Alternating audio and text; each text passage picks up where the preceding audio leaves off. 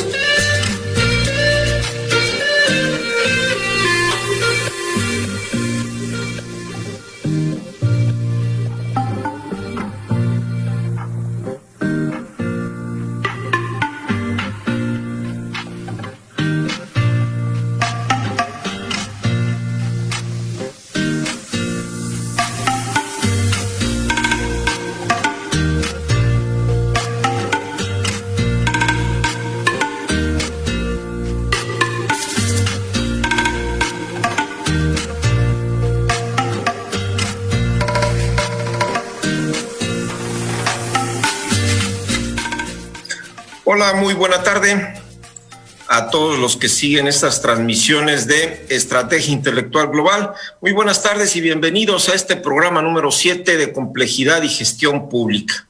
Un programa donde 2 veces al mes compartimos temas en materia gubernamental, en temas de interés para profesionales, contadores, abogados, administradores y cualquier persona que tenga interés en estos temas tan complicados y difíciles de la gestión pública, temas sobre contabilidad gubernamental, auditoría, derecho administrativo sancionador, responsabilidades de los servidores públicos.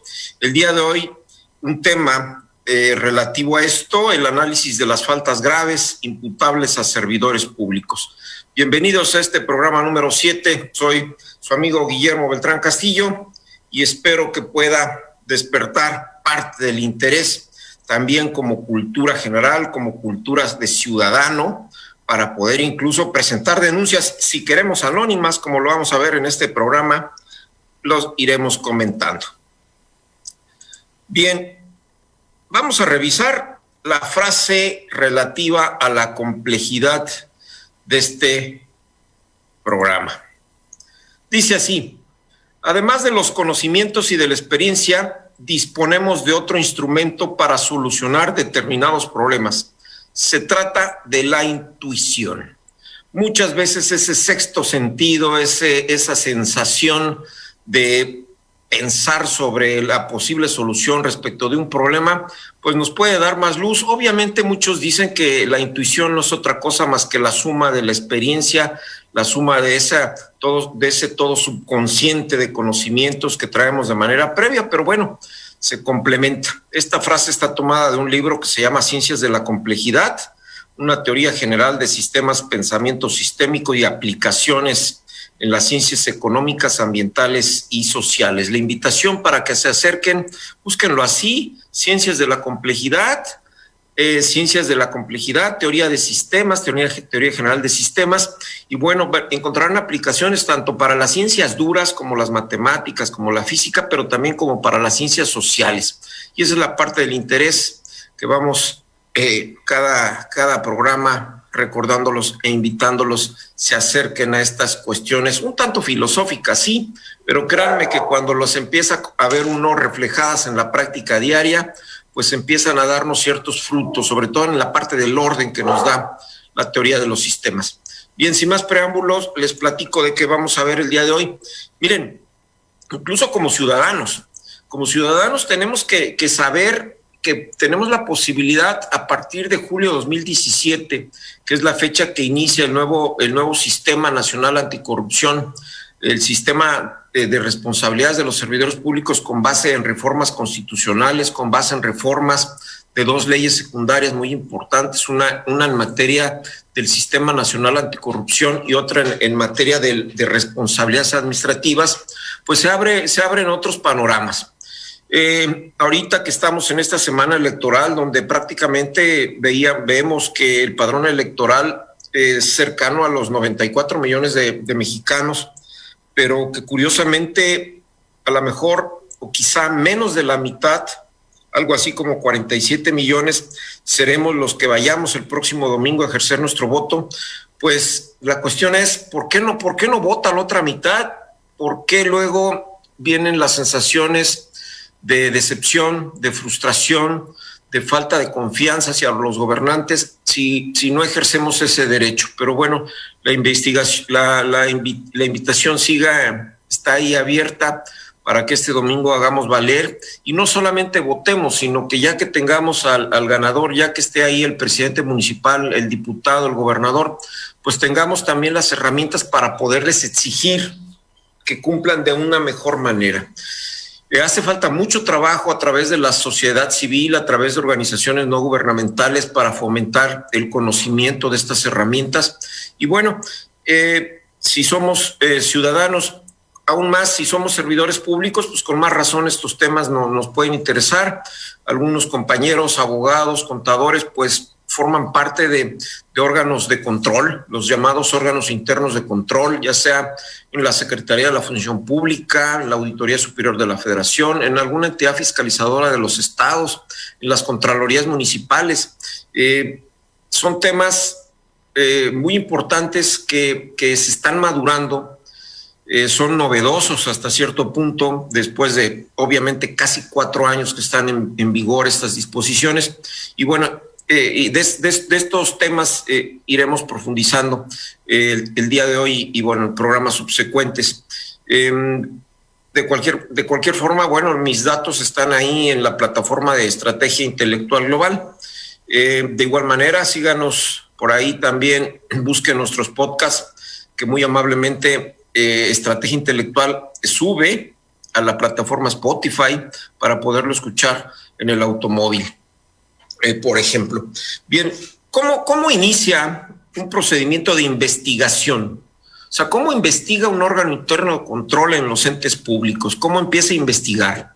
Bien, la investigación por la presunta responsabilidad, y le llamamos presunta porque igual que en materia penal aquí priva el principio del principio de inocencia, es decir, no se puede decir que alguien es culpable hasta que no se demuestre. Entonces todos somos inocentes hasta que se demuestre lo contrario. Entonces los presuntos responsables de faltas administrativas puede iniciar una investigación de oficio, es decir, porque el propio órgano interno de control se da cuenta de ciertos conceptos, de ciertas situaciones que le llaman su atención y que le hacen presumir la posible existencia de hechos que puedan constituir una falta administrativa. Puede también iniciar por una denuncia que incluso puede ser anónima. Las reglas marcan que todos los entes públicos de todos los niveles, desde los municipios hasta los entes federales, tienen que tener en sus páginas de internet, en sus páginas oficiales, un vínculo para poder presentar quejas o denuncias y que incluso pueden ser de carácter anónimo. Una vez que recibe la denuncia, el órgano interno de control está obligado en un plazo de 30 días a aperturar el expediente de investigación. Obviamente que si en la denuncia ponemos nuestro nombre y nuestros datos, es mejor, tendría mejores resultados porque el órgano interno de control estaría obligado a respondernos acerca de las determinaciones que pueda llegar a tomar respecto a nuestra denuncia. Es decir, a partir de estas reformas de julio de 2017, el ser denunciante en estos procedimientos contra servidores públicos nos convierte en parte. Somos parte y tenemos derechos incluso para presentar algunos tipos de recursos en caso de que no estemos de acuerdo con el trabajo del órgano interno de control. Esto lo digo desde el punto de vista de ciudadano. Entonces también el órgano interno va a iniciar sus procesos de investigación cuando tenga conocimiento de las observaciones que derivan de auditorías realizadas por autoridades competentes fiscalizadoras, como sería el caso de la Auditoría Superior de la Federación, o bien incluso despachos externos. Una vez que realiza la investigación y que la termina, el órgano interno de control va a elaborar un documento muy importante. Ese documento recibe el nombre técnico de Informe de Presunta Responsabilidad Administrativa, que en términos coloquiales ya abreviados le denominamos IPRA. Entonces el IPRA es el equivalente a una denuncia, a una querella de carácter penal, en donde una autoridad investigadora la presenta y la presenta en otra área del mismo órgano interno de control, que recibe el nombre de área substanciadora, pero físicamente incluso son otras personas u otro servidor público. El denunciante, por lo tanto, es cualquier persona. Nosotros como ciudadanos, cualquier persona física o moral, por eso les decía que aquí es muy importante el trabajo de las organizaciones civiles. Cualquier persona física o moral o incluso cualquier servidor público puede acudir ante las autoridades investigadoras o enviarles por las plataformas correspondientes la queja o denuncia correspondiente. Entonces, esta denuncia tendrá como fin hacer del conocimiento los actos u omisiones que pudieran constituir o vincularse con faltas administrativas en términos de los artículos 91 y 93 de esta ley. En los pueblos chiquitos, en los municipios, obviamente que los ciudadanos, los vecinos, muchas veces tenemos conocimiento de primera mano. Es común decir, bueno, mira, el presidente municipal entró hace medio año, hace un año, y resulta que ya se cambió de casa, ¿no? Ya estrenó casa. Hay que revisar su declaración patrimonial para saber si esa casa ya la declaró, ya la manifestó en sus obligaciones. Y creo que sería válido. No hay que tomar esto como el cuestión de andar haciendo revoltura o de ser revoltosos o de ser chismosos. Creo que las cosas no están para darle credibilidad a estos términos. Estamos en el lugar 125 aproximadamente, de acuerdo con Transparencia Internacional, en el lugar de países con corrupción, donde el primero es el menos corrupto y el 170 y tantos el más. Es decir, estamos reprobados en cuestiones de corrupción, y eso es ahorita, pero hace un año estábamos en el lugar 130 y tantos y hace 2 años en el lugar 115, y entonces siempre andamos ocupando los últimos lugares en temas de corrupción, y en los países de la OCDE, de la OCDE, el llamado Club de los Ricos, pues resulta que somos el país más corrupto de los 35, 30 y tantos, no estaría seguro, me quedé en la cifra de 35, no sé si en la OCDE haya un nuevo integrante, a lo mejor alguien de ustedes sabe más que yo en ese término, pero pues en estos países de la OCDE, pues somos el país con más altos índices de corrupción. Entonces, como ciudadanos tenemos que tomarnos en serio estos temas de poder denunciar. Entonces, los canales están abiertos ahí, en las plataformas prácticamente de los entes públicos, para poder presentar una denuncia. Este informe de presunta responsabilidad, que es el documento que elabora la autoridad investigadora, el órgano interno de control en esas funciones, es un instrumento. Entonces, esta autoridad ahí tiene que describir ya para los compañeros abogados de manera técnica cuál es su teoría del caso. Es decir, elabora todo un concepto donde abarca, por un lado, los hechos, es decir, qué hizo el servidor público; por otro lado, lo enfrenta a lo dispuesto por la normatividad, es decir, dónde están señaladas las faltas en la ley, cuáles son las faltas que pudo haber cometido. Entonces tenemos el segundo elemento de la teoría del caso, que es la norma jurídica. Y por último, lo tiene que soportar y documentar con las pruebas y fundamentos suficientes, es decir, con las pruebas, con los datos de prueba. Este informe entonces resulta muy importante, su buena estructuración. Es el equivalente a la carpeta de investigación del Ministerio Público en materia penal. Si el IPRA está mal estructurado, si el IPRA está mal conceptualizado, si el IPRA no tiene una teoría del caso sólida, pues probablemente ese administrador, ese servidor público se vaya a reír o a carcajear de los resultados, y entonces no le vamos a poder hacer nada. El problema de la impunidad en México háblese en temas administrativos o háblese en temas penales, pues descansa mucho en esta parte. En materia penal hemos escuchado muchas veces en la noticia que la mala integración de las carpetas de investigación es la causa de que no se avance en combatir la impunidad. Y la corrupción tampoco se puede combatir porque en materia administrativa, pues estos informes de presunta responsabilidad administrativa no están bien elaborados. Entonces eso sería un tema también muy interesante para los órganos internos de control. Sin embargo, hoy el abordaje va a ser nada más de manera referencial. Los mecanismos para denunciar están previstos en el artículo 93 de la Ley General de Responsabilidades Administrativas. Basta con que yo, ciudadano, proporcione datos e indicios. No necesito como ciudadano presentar pruebas, sino nada más decir cuáles son los puntos sobre los cuales baso mi denuncia, y entonces la autoridad administrativa que recibe esto lo que tiene que hacer es investigar sobre los datos que le estoy proporcionando. Pueden ser presentadas de manera electrónica, obviamente que si tenemos elementos y tenemos el valor y las ganas de poder ayudar a este país, pues lo haremos de manera escrita, incluso pudiendo asistir físicamente a las oficinas de la autoridad que corresponda. Las autoridades investigadoras las vamos a encontrar entonces desde las contralorías municipales. O sea, puedo ir a la Contraloría Municipal a denunciar a los servidores públicos que trabajan en el municipio, desde el presidente municipal hacia abajo. Puedo ir y denunciar en una Contraloría del Estado o puedo ir y denunciar en la Secretaría de la Función Pública. Así como en cualquier ente, si mi queja es contra un hospital que pertenece a uno de los servicios, a uno de las instituciones públicas en este país, pues el Seguro Social, el ISSSTE, que son organismos federales, tienen un órgano interno de control.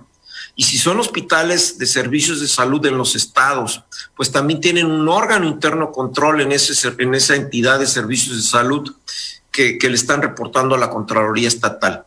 Entonces, como ciudadanos, creo que es muy valioso el que podamos tener conocimiento de esta parte. De igual manera, para los compañeros profesionales que se mueven en ámbitos de la administración, pues de igual manera resulta importante el conocimiento de todos estos temas. Bien, estoy checando aquí nada más si hay algún mensaje. Tenemos poco auditorio todavía, es temprano, una tarde, pues en la parte del centro del país, un tanto nublado en muchos lados. Bien, estoy disponible de todos modos para cualquier duda o pregunta. De igual manera, recuerden que el material, si lo solicitan, se los puedo hacer llegar vía inbox o vía estrategia intelectual también. Bien, seguimos. En esta lámina vamos a poder revisar la coexistencia de las llamadas faltas graves en materia administrativa. Del lado izquierdo está la Ley General de Responsabilidades Administrativas y del lado derecho está el Código Penal Federal. Es decir, coexisten conceptos que son sancionables para el servidor público, tanto en la parte administrativa como en la parte penal. Aquí no se está violando ningún derecho fundamental, ningún derecho humano, es decir, un servidor público puede ser sujeto de dos procedimientos, uno en materia administrativa y otro en materia penal, por los mismos hechos. Tendrá su propia sanción y esto no significa que se le esté sancionando dos veces por el mismo hecho. Es decir, no se viola el principio que los abogados conocen como non bis in idem, y esto lo permite la propia Constitución, y la propia Constitución establece este supuesto de que está permitido poder sancionar. Aún así, el servidor público, sabiendo que lo puede inhabilitar en la parte administrativa hasta por 20 años y que puede ir a dar a la cárcel, pues en este país sigue siendo, después de la defraudación fiscal, los temas de delitos por hechos de corrupción, yo creo que se están ahí peleando el primer lugar. Entonces no sabemos si se roba más dinero en el momento de la entrada de los recursos al gobierno vía defraudación fiscal, o si se roba más dinero al momento de la salida de ese dinero que está en manos del gobierno, es decir, que forma parte del patrimonio. Creo que tan grave es los delitos de defraudación fiscal que evitan que lleguen los recursos, como tan grave es la desviación y el robo de los recursos que se hace, del mal uso que se hace de los recursos públicos al momento de la salida, es decir, al momento del ejercicio de los presupuestos. Entonces, si ven de manera muy clara, del lado izquierdo vamos a ir viendo y viendo la parte derecha, vamos a tener el delito del cohecho como falta administrativa y el delito de cohecho en la parte derecha. Incluso en materia penal hay un artículo especial que es el cohecho a servidores públicos extranjeros. Para los compañeros contadores, ahí hay un tema muy importante, un tema que tiene que ver con temas más de prevención de riesgos. Está, por ejemplo, la norma ISO 37000, que regula las cuestiones que tienen que ver con una normatividad, un sistema de gestión antisoborno.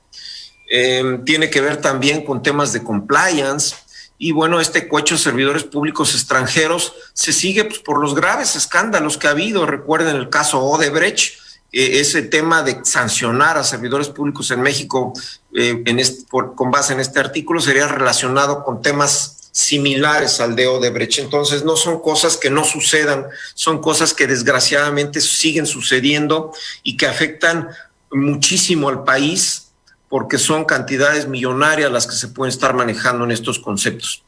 La segunda falta administrativa que viene en esta parte es el peculado. El peculado también se tiene en materia penal, ahí está el artículo 223. El peculado tiene un parecido a lo que es el desvío de recursos, solamente que el peculado implica, sí, una distracción de los recursos, ya sea por el servidor público o a través de terceros, cuya distracción de ese recurso, que puede ser no nada más en dinero, es decir, son recursos financieros, sino también recursos materiales o recursos humanos, significa una distracción de recursos en beneficio del propio servidor público o de cualquier otra persona. Porque recuerden que en esta parte de los delitos de los servidores públicos, pues a los servidores públicos se les puede acusar de corruptos, pero no se les puede acusar de tontos. Entonces las triangulaciones, los esquemas que hacen para poder realizar estas operaciones a veces sí no son tan sencillas. Por un lado, de manera afortunada, aunque todavía acotada, los órganos internos de control tienen atribuciones que antes de la reforma no tenían. Por ejemplo, los órganos internos de control pueden solicitar información a las autoridades fiscales, al SAT, al Seguro Social, y pueden solicitar información al sistema financiero. Es decir, el secreto bancario y el secreto financiero no son oponibles a la actuación de los entes públicos, a la actuación de los órganos internos de control de los entes públicos. Quizá por ahí más adelante pudiéramos comentar que tampoco es tan fácil, porque en materia de secreto fiscal no ha sido reformado el artículo 69 del Código Fiscal de la Federación, y en materia financiera no ha sido reformado el 142 de la Ley de Instituciones de Crédito. Así que lo más seguro, cuando un contralor municipal le pide información al SAT o le pide información a la Comisión Nacional Bancaria, estas autoridades le van a negar la información con base en dichos artículos, pero se estaría cometiendo, pues sí, una violación al 108 y 109 constitucional, donde ya se establece precisamente que estas figuras de secreto fiscal y secreto financiero no son oponibles a los servidores públicos que actúan como órganos internos de control. Perdón. Bien, está viendo el tiempo, son las 5:23, vamos a tener una pequeña pausa a las 5:30, pero bueno, empezamos a seguir ejemplificando. En el número 3 tenemos el desvío de los recursos, y no es el orden en que se cometen, es el orden en que vienen en la ley. Esto también, el desvío de recursos no se llama así en materia penal se denomina uso ilícito de atribuciones y facultades, y su equivalente lo encontramos en el 217, fracción tercera. El desvío de recursos en materia administrativa es más sencillo, no requiere que haya un beneficiario. El desvío de recursos es simplemente una desviación de recursos que están previamente etiquetados por la ley o por algún convenio, en donde nos dicen, mira, estos recursos te los vas a gastar únicamente en la adquisición de patrullas. Y resulta que en lugar de gastármelo en las patrullas, lo desvío y lo que hago es pagar la nómina de maestros. Ese desvío de recursos se sanciona y la sanción en la vía administrativa puede ser inhabilitación y en la vía penal obviamente puede ser cárcel. Más o menos, si mal no recuerdo, la pena de privación de la libertad por el uso ilícito de atribuciones va de los 2 a los 7 años. La pena mínima 2 años hasta 7 años, dependiendo pues, los elementos que concurran en los hechos. La falta administrativa número 4, utilización indebida de información. Esto se configura como delito en el ejercicio abusivo de funciones.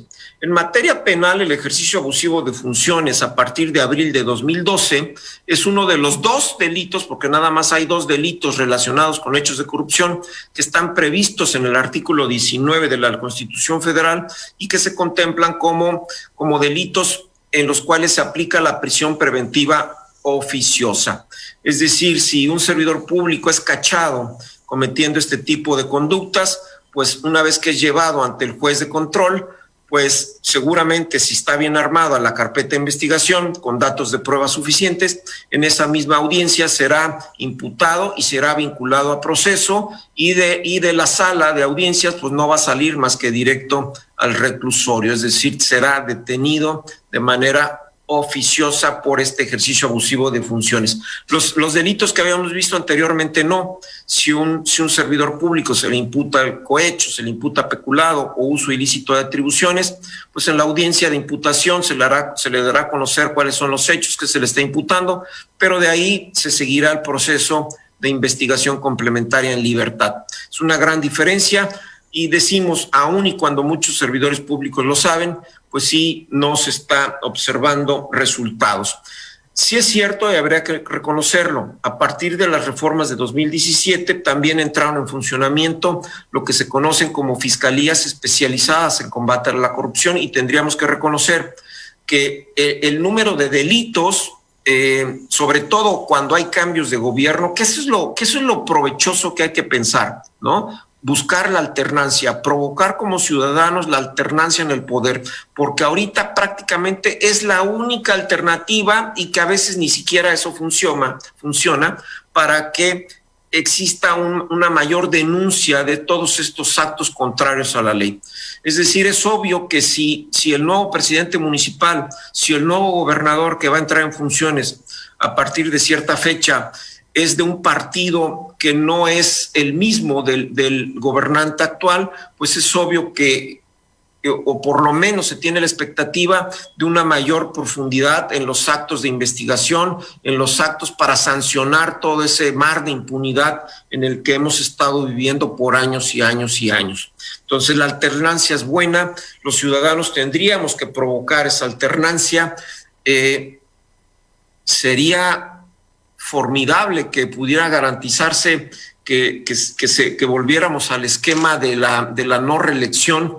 Creo que el tema de la no reelección no era el momento adecuado, no porque no sea una figura ideal, sino porque no tenemos todavía mecanismos de fiscalización serios o que nos puedan brindar un grado de seguridad de que realmente lo que están haciendo ahorita al reelegirse y a prolongar su mandato en un municipio, pues lo único que están haciendo es tratar de cubrir sus propias fechorías que hicieron en fechas anteriores. El número 5 tenemos abuso de funciones, que en materia penal se maneja también como ejercicio abusivo de funciones. El abuso de funciones implica un servidor público que valiéndose de su puesto, pues aprovecha las ventajas que le proporciona para obtener un beneficio para sí o bien para personas relacionadas con ella. Muchas de estas faltas y delitos no implican beneficios para el servidor público, pero también cuando éste los triangula con terceras personas o con familiares o con personas que tienen relaciones profesionales, laborales, como socios con el mismo servidor público. Entonces, se va cerrando el círculo. Entonces, es muy importante conocer todos estos datos, tanto como ciudadano, como servidor público, y así como cuando formamos como profesionales, como órganos internos de control. También, ¿por qué no? Cuando puedan ser abogados, defensores o ser un despacho que asesora a entes públicos en estos temas, despachos externos, firmas de contadores o abogados, que muchas veces actúan como asesores de servidores públicos o de entes públicos. Bien, estamos prácticamente a la mitad del programa. Nos vamos a invitar a escuchar unos mensajes de estrategia intelectual global y también tomar un poquito de agua para refrescar la garganta.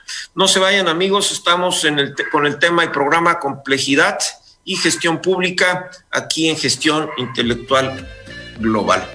No se vayan, regresamos en unos momentos.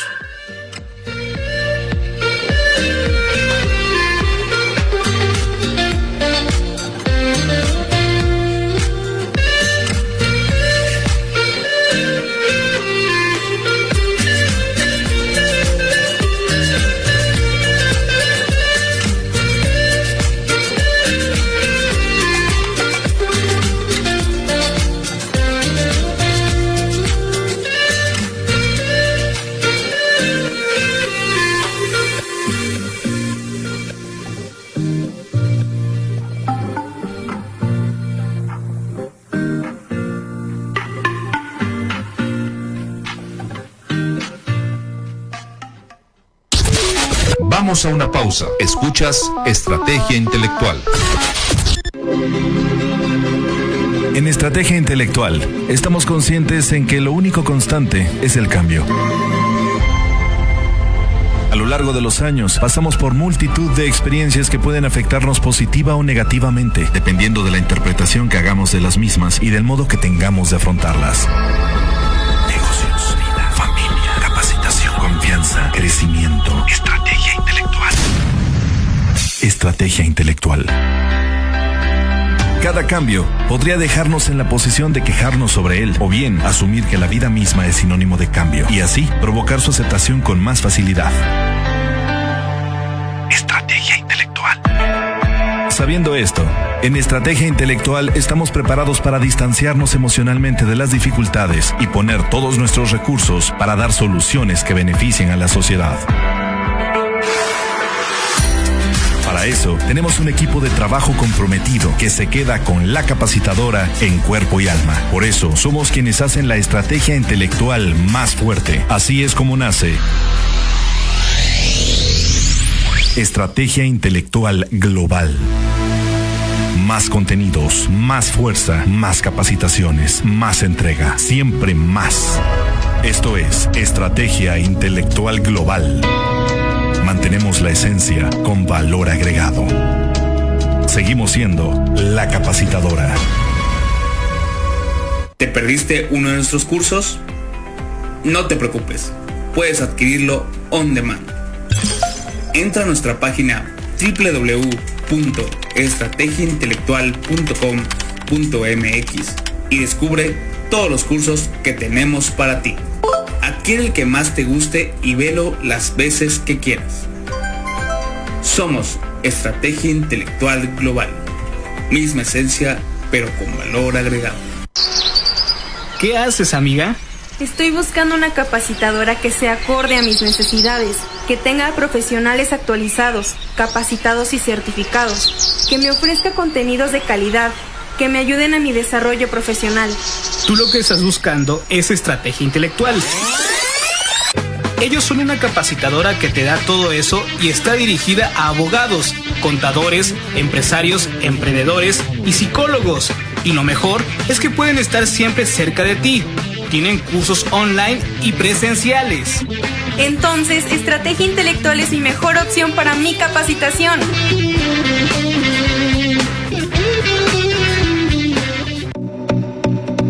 Ante ante el inminente avance de la pandemia de la COVID-19, es fundamental adoptar las medidas de higiene y seguridad recomendadas para evitar contagios, y sabemos que debemos iniciar desde casa. Lávate las manos con frecuencia, con un desinfectante de manos a base de alcohol o también con agua y jabón. Adopta medidas de higiene respiratoria, es decir, al toser o estornudar, cúbrete la boca con un codo flexionado o con un pañuelo.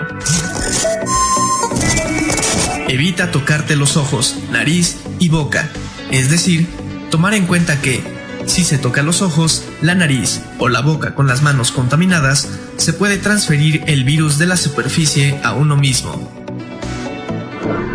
Ante síntomas respiratorios leves, hay que llevar una buena higiene respiratoria y de manos, así como quedarse en casa hasta que se recupere.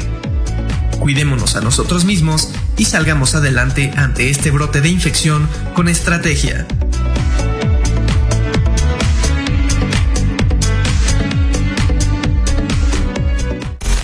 A continuación, un mensaje de nuestro senador, Miguel Ángel Mancera. ¿Cómo les va? Me da mucho gusto saludar y hoy enviar un saludo especial a Estrategia Intelectual, un medio de comunicación joven que está rompiendo paradigmas y en comunicación, además en radio digital. Síganlo, escúchenlo, verán ahí cómo van a estar bien informadas e informados. Nos vemos, hasta luego. Ya regresamos. Estás en estrategiaintelectual.com.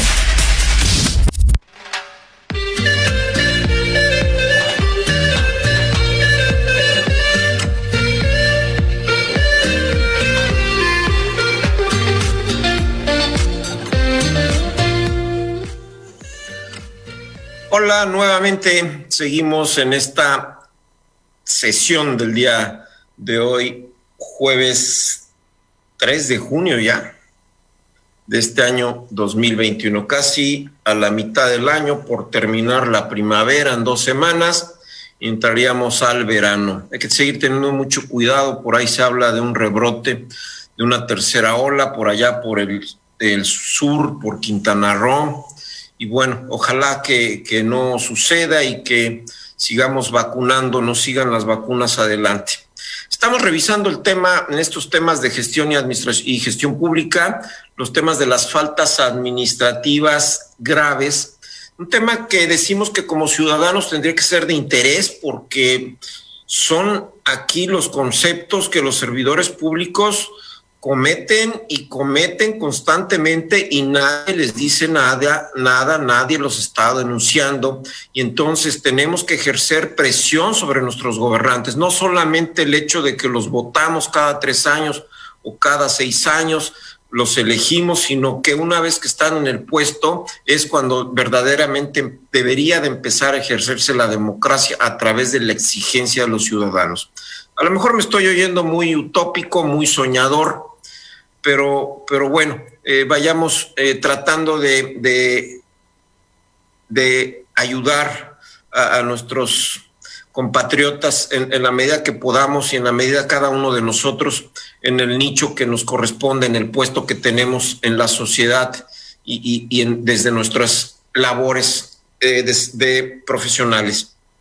Bien, estamos revisando la lista de los 12 supuestos. Nada más agregar, las últimas reformas agregaron otras cuatro faltas administrativas, entre ellas la parte importante que se da mucho en gobierno, que es el nepotismo. El nepotismo ya está prevista como falta grave, no la tengo ahorita en este material, pero prometo, si es de interés, revisar esa parte de las reglas que prohíben ya las conductas de nepotismo o el riesgo no permitido de lo que constituye el nepotismo. Encontramos entonces hasta la número 5, habíamos revisado abuso de funciones, también tenemos el conflicto de interés, nada más como falta administrativa, no existe un delito como tal identificado. La contratación indebida en el número 7, pero ojo, esta contratación indebida como falta administrativa grave únicamente se refiere a contratar a personas que están inhabilitadas. O sea, no se trata de contratos con proveedores ni contratos de obra pública, sino simplemente la contratación indebida de servidores públicos. Bien, por ahí tenemos interferencia de unos ladridos de unos vecinos caninos, pero bueno, espero que no esté causando mucho problema en su audio. En el número 8, el enriquecimiento oculto. El enriquecimiento oculto en materia administrativa se denomina enriquecimiento ilícito. Aquí nuestros amigos contadores van a recordar los temas de lo que es la discrepancia fiscal y discrepancia patrimonial, hablando de servidores públicos. Es esto, el enriquecimiento oculto y el enriquecimiento ilícito es lo mismo que si estuviéramos hablando de discrepancia fiscal.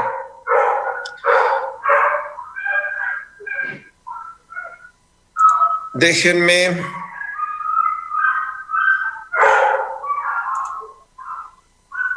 Se me movió un poquito esta parte.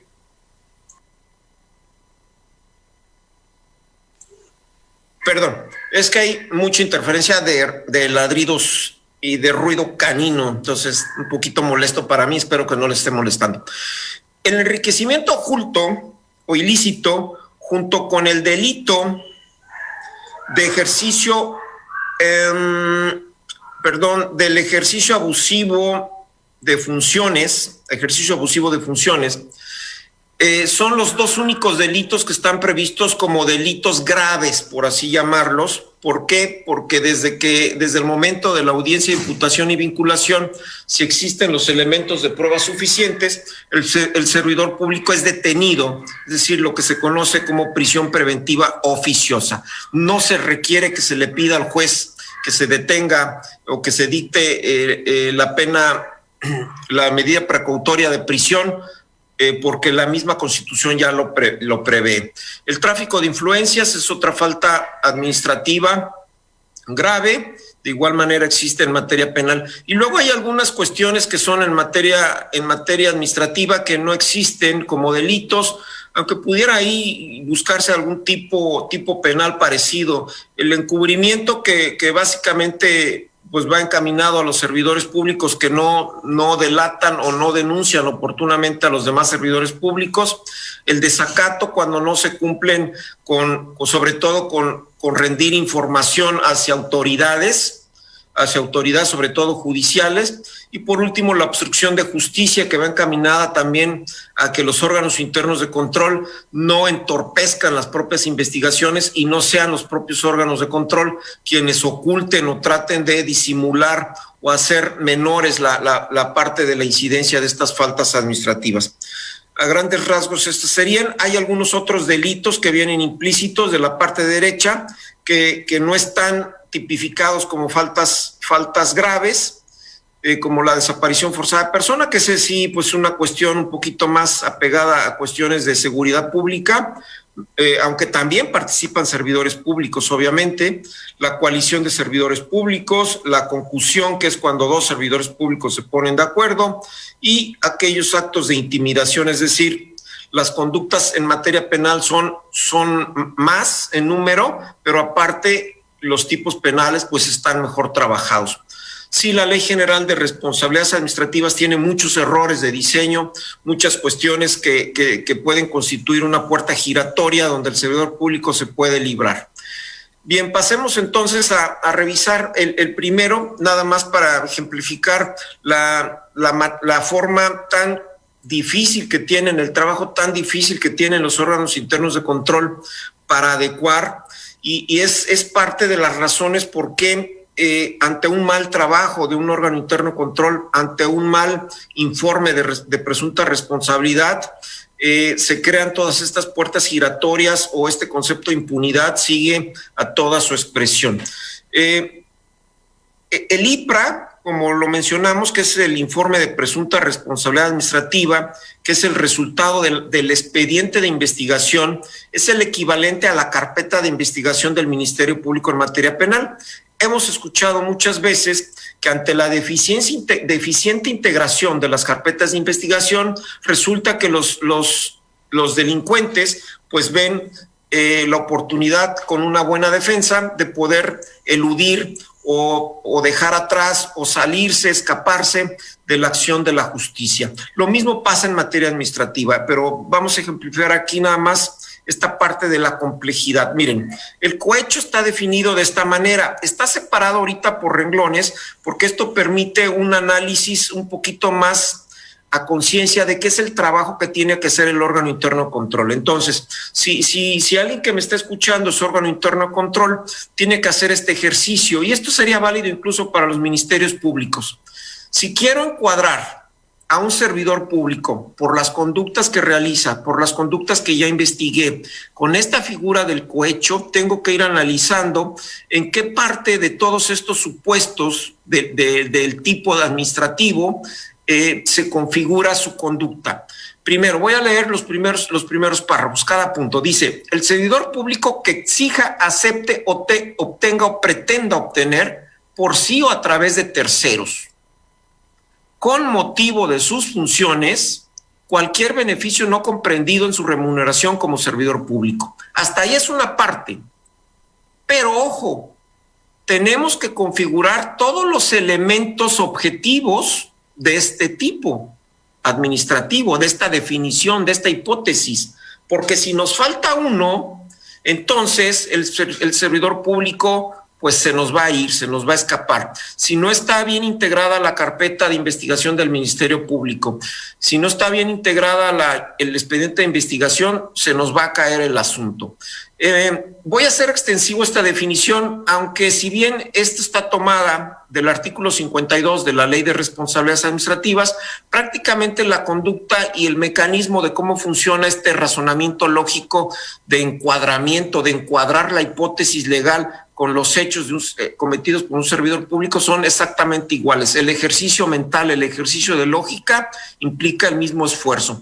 Entonces, una vez que se tiene estos elementos del servidor público que tiene una conducta que la realiza con motivo de sus funciones y que va tendiente a obtener un beneficio distinto al su sueldo, que incluso este beneficio dice que se puede obtener a través de dinero, valores, bienes muebles o inmuebles, o incluso mediante enajenación a precios menores al del mercado, o a través de donaciones, servicios, empleos y demás beneficios.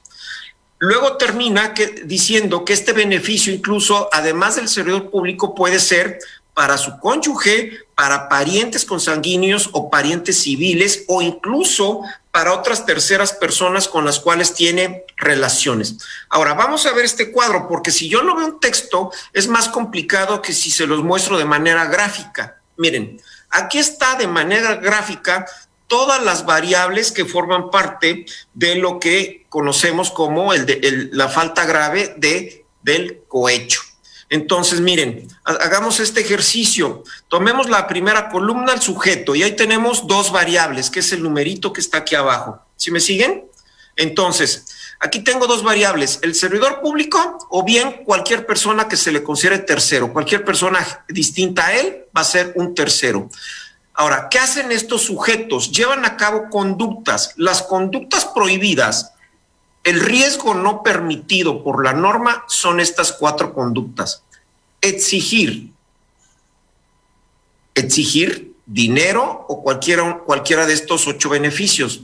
Exigir, aceptar, obtener o pretender obtener. Entonces, esta parte de la regla pretender obtener la convierte de manera doctrinal en una falta administrativa que no implica un resultado, sino simplemente es la expectativa de un peligro. Aquí no se requiere un resultado de decir que el servidor público ya le dieron el dinero o ya tiene en sus manos el producto de su falta, de su infracción, sino que simplemente es el caso de que un servidor público lo que hace es pedir dinero. ¿Quieres hacer un trámite más rápido en mi dependencia, que depende de mí, valga la redundancia? ¿Quieres hacer el trámite en 3 días en lugar de tardarte 2 meses? Pues lo que necesitas es, como dicen acá nuestros amigos del centro del país, ponérsela del Puebla, que desconozco cuál es el origen, pero bueno, de ahí viene la de ponérsela del Puebla o el famoso moche. Por ahí si hay algún amigo, alguno de los escuchas que estén oyéndome y saben la historia de esta, sería interesante saber de dónde viene eso de pónganse la del Puebla, ¿no? Que es la referencia al moche. Que bueno, el moche no es exclusivo de Puebla ni de México, pero bueno, dijimos que estamos en el lugar 120 y tantos a nivel internacional en materia de corrupción. Bien, entonces, ya tengo 2 sujetos y tengo 4 conductas, pero luego se empieza a combinar con una serie de elementos variables, porque los beneficios pueden ser desde dinero, valores, donaciones, servicios y otros beneficios individuos, lo deja abierto. Ahí tendríamos que pensar en cuáles otro tipo de beneficios pudieran expresarse. Está abierto y entonces eso se convierte en un infinito, puede haber múltiples posibilidades. Aquí tenemos 8 variables en la columna de beneficios. Ahora, los que van a salir ganando con el cohecho puede ser, en el número 1, en la última columna, beneficiarios, puede ser el mismo servidor público, pero también puede ser cualquiera de las personas ahí contenidas, desde el cónyuge, sus parientes consanguíneos, sus parientes civiles, terceras personas que tengan relación profesional, relación laboral, negocios, socios o sociedades. Por eso en esta parte es muy importante cruzar con la información que los servidores públicos tienen en sus declaraciones patrimoniales y de conflicto de intereses, porque en esas declaraciones pues vienen los datos del cónyuge, vienen los datos de sus beneficiarios o de sus dependientes económicos, vienen los datos, los tiene que declarar en el caso de que sea socio, de que se forme parte de algún consejo de administración, de que tenga un despacho, independientemente a su labor como servidor público, etcétera, etcétera.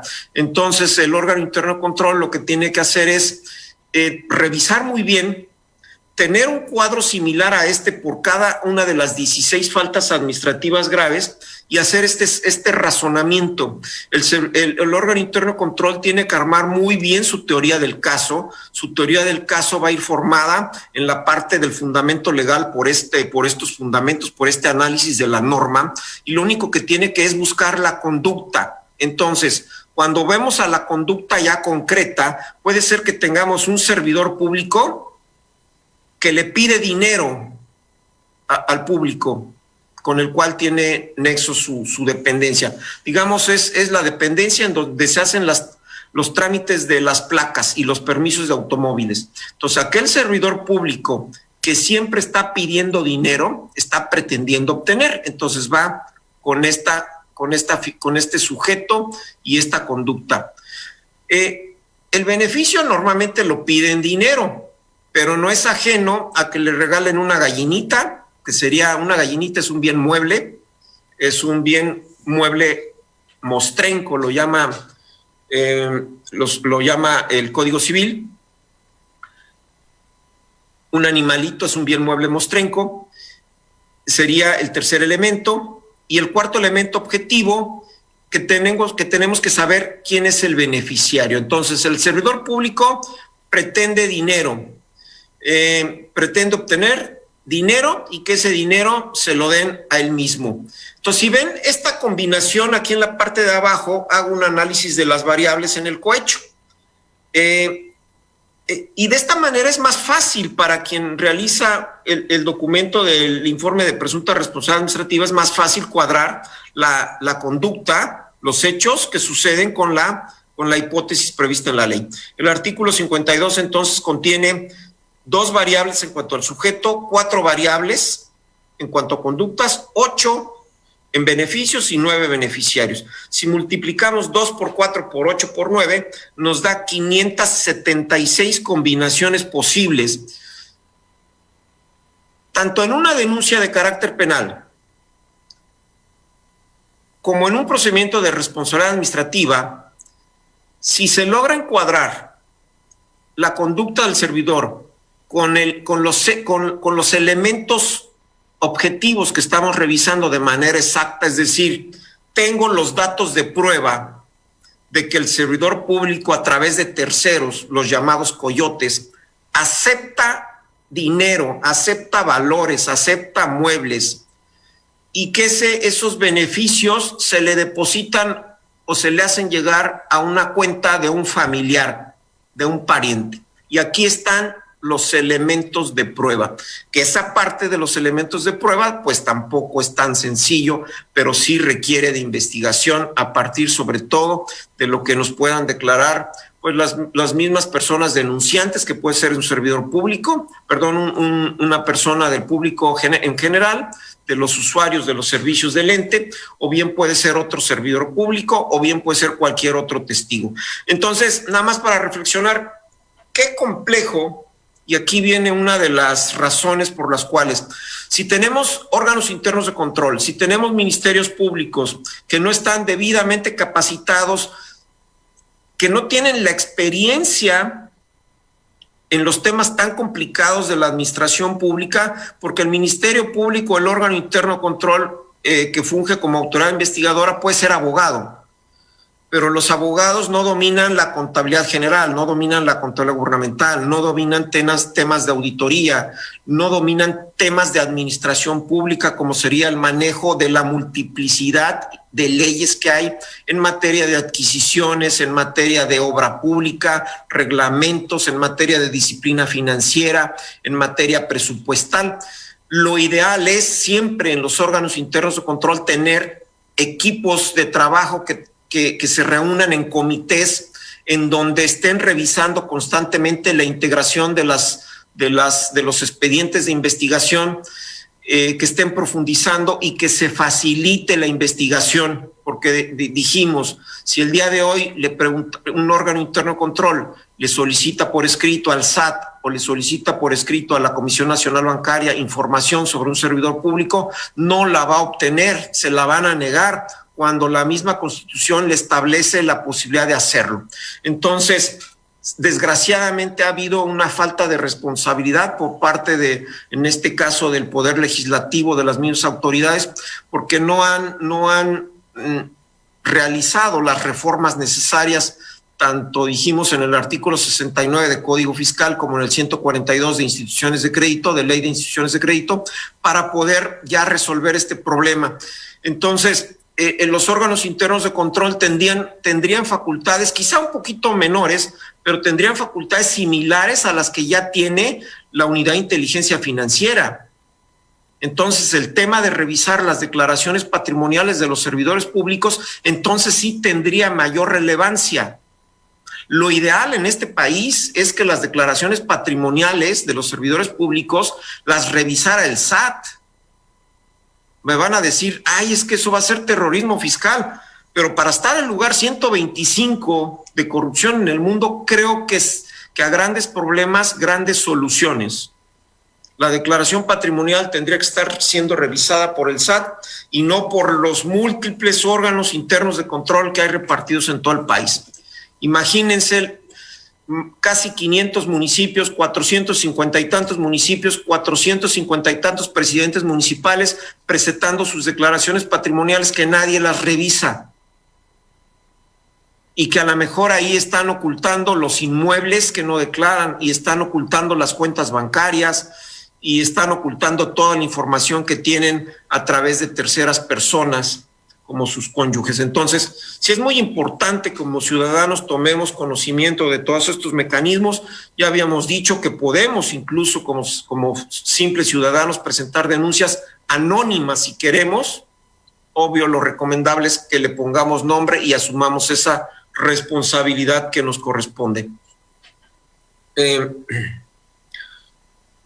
Bien, hasta ahí tenía yo mi material, creo que me falta tiempo, pero bueno, creo que para platicar hay muchísimas cosas. Les voy a platicar algunas cuestiones que tienen que ver con esta parte de las denuncias. No es cierto, tenemos 2 minutos y así que bueno, pensé que estábamos más limitados, son 2 minutos para las 6 y pues bueno, la invitación queda abierta. Me regreso a la frase inicial. El programa que están ustedes escuchando se denomina Complejidad y Gestión Pública. Es nuestro programa número 7 el día de hoy, análisis de las faltas graves.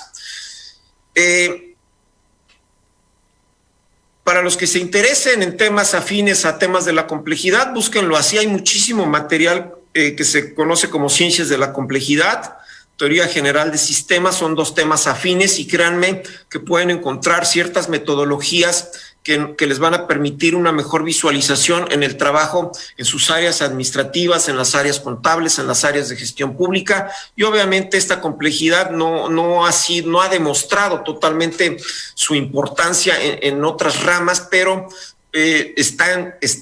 sigue estando en completo desarrollo. Es una rama de reciente impulso, más o menos de los años 60 para acá, o sea, trae alrededor de 60 años ya de trabajo en los doctrinarios y en los teóricos de las ciencias de la complejidad. Pero bueno, por lo menos para quien les guste estar estudiando y revisando estos temas, pues les será muy interesante. Muchas gracias, y pues creo que ya no estamos excediendo de tiempo. Muchísimas gracias a nuestros amigos, nos vemos en 2 semanas. Hasta jueves y fin de semana.